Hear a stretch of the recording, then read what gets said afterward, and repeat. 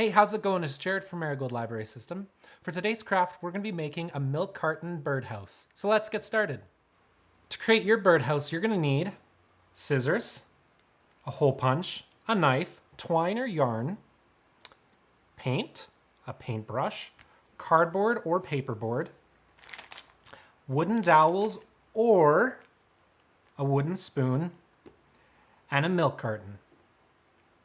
Your first step is to take off the lid of the milk carton and then cut off the threaded part, just like this. It's very easy. Just remember to cut away from yourself.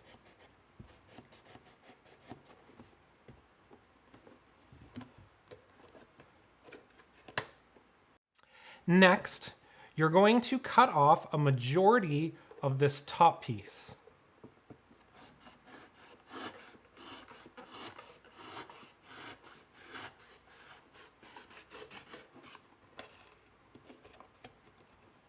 Next, you're going to orientate your milk carton sideways and you're going to cut a rectangular hole out of the side. Next, take your hole punch and punch a hole as far down as you can on the bottom side of the egg carton.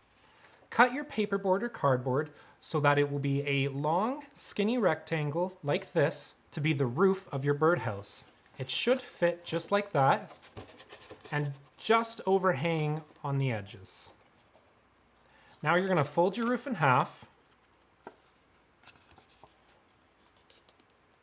and use your hole punch to create a hole at the very top, just like so. Next, you're going to hot glue your roof to the birdhouse. Next, take your wood dowel and put it into the hole that you punched out of the bottom of the birdhouse. Then you are going to cut the dowel about 3 to 4 inches, maybe more, away from the front of the birdhouse. And now you're going to cut it with a pair of scissors.